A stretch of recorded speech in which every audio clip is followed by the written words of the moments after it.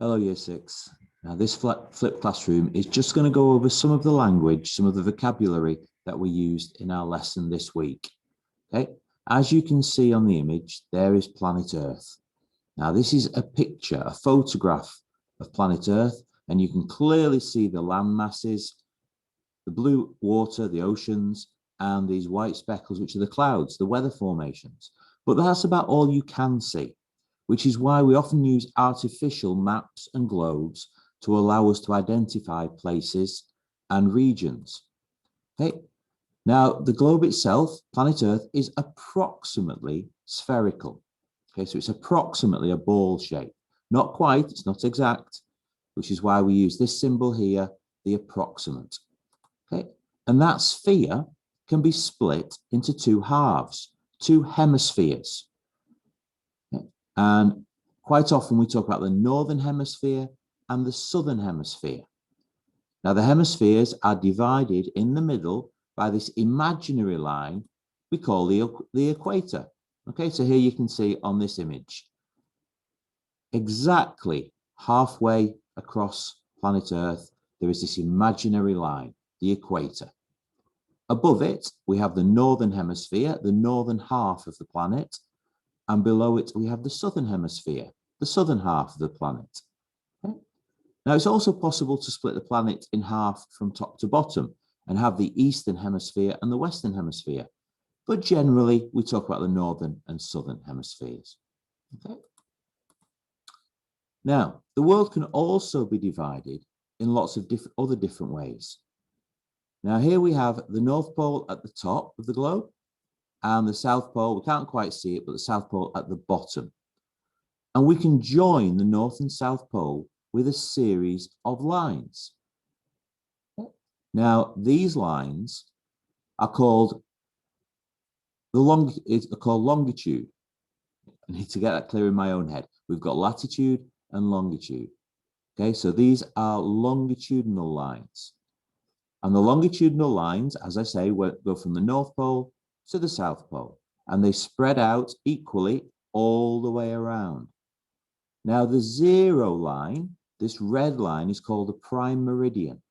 And this line runs from North Pole to the South Pole right through London, and also through quite a few other countries. But it runs through London because that's where it originated from. That's where this design, this idea came from. So at this point in history, Britain felt it was one of the most important countries on the planet, and therefore the Prime Meridian should run through it. And then we spread out from the Prime Meridian in a westerly direction and in an easterly direction with the lines equally spaced. Okay, and we increase by a number of degrees.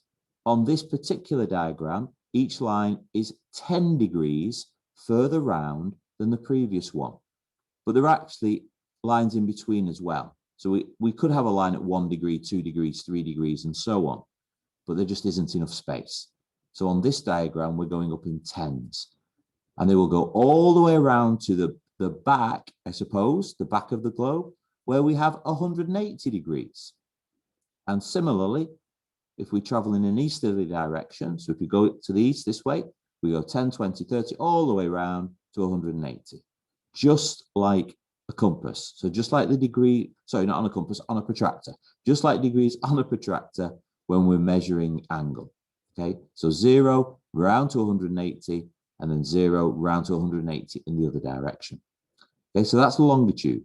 Now, this allows us to measure how far east or west a point is. Okay, so longitude lines run from north to south. They run from the North Pole to the South Pole. They fan out from the Prime Meridian, and it tells us how far east or west a point is. Okay. Now, these lines are called latitude lines, and these run horizontally around the planet. Again, we have this center line. For latitude lines, the center is the equator at 0 degrees. And then we increase. Again, our diagram shows every 10 degrees working up, but there are still 1, 2, 3, 4, 5, and so on in between. The diagram is just a bit too small to include them all. So we've got our northerly latitude lines, the ones above the equator, and then the southerly ones, the lines that are south of the equator. And these lines help us identify how far north or how far south a point is. And if we combine the two, then that allows us to identify exactly where somewhere is. So the latitude lines run from east to west. They run around the globe, and each line is parallel to the one above and below it. They start at 0 at the equator, and they tell us how far north or south a point is. So we can combine longitude and latitude to help us find anywhere on planet Earth. So let's take a look at a couple of examples. Here we go. 1, 2, 3 points. Let's start with the red point. Now, if we start with the longitude line, we want to know how far north or south it is. So if we take the red dot and we track across, we can see that it's 50 degrees north. It's right on that line. So 50 degrees north. And then we look at the top to see how far east or west it is. And we can see it's at 120 degrees. And this is east. Sorry, I apologize. This is west. We're going the other way. West of the Prime Meridian. So the red dot is at 50 degrees north and 120 degrees west. Okay, does that make sense? So we come across and we find 50 degrees north. We go up, it's 120 degrees, and it is west of the equator. So 50 degrees north, 120 degrees west. Let's take a look at the blue one. The blue one, if we track across, we can see once again, it's on the same line. So again, it's 50 degrees north, but this time if we go up, it's in between 0 and 10. It's about halfway in between. So I am going to estimate that that's at 5, and it's 5 degrees east. So 50 degrees north, 5 degrees east. Finally, our yellow one. Again, we're going to come across to the side, and again, it's in between. And again, I'm going to estimate that that's at about between 10 and 20. So it's about 15 degrees south. And then if we track up, we're at 50 degrees east. So 15 degrees south, 50 degrees west. And so by combining our latitude and our longitude, we can find any point on the planet. Okay. We also have another way of splitting up the globe and locating things. And here we have just some language that we're all familiar with, but maybe we're not always familiar with where these places are. So here we have the continents and the oceans. Just take a moment, maybe pause the video, to find all these different bits of language and try and locate them on the planet. Try and remember where they are. So the UK, where we are, that's in Europe, which is this set yellow zone here. We're joined onto Asia, which is a big, big continent. It includes all of the Middle East, it includes India and Pakistan, Russia, China, Japan, and all sorts of other countries. So that's the green area. The pink area here is Africa. Now, please remember, Africa is a continent, not a country. Africa is a continent made up of lots and lots of smaller countries. Blue is North America, not to be confused with the USA.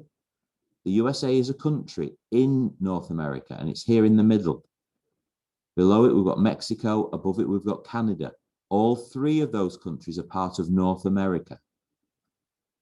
And then we've got South America down here in the sort of the green color, the lime green, and Oceania or Australasia, sometimes called the orange area here, which includes Australia, New Zealand, and lots of these South Pacific islands.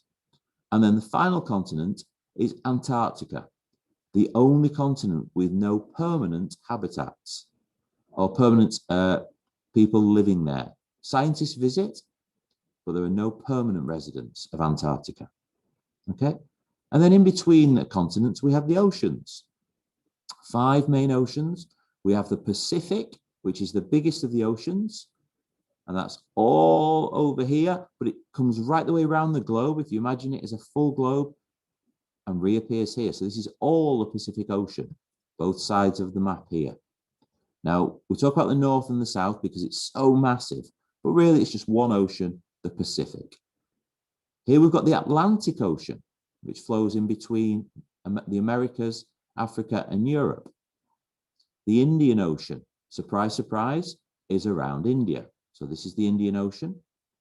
We've got the Southern Ocean down here in the south, around Antarctica. And we've got the Arctic Ocean up here in the north, in the Arctic Circle. Okay, so take a moment, just familiarize yourself with this language and where these places are. That's the end of today's session. Thank you for paying attention, and we'll see you soon.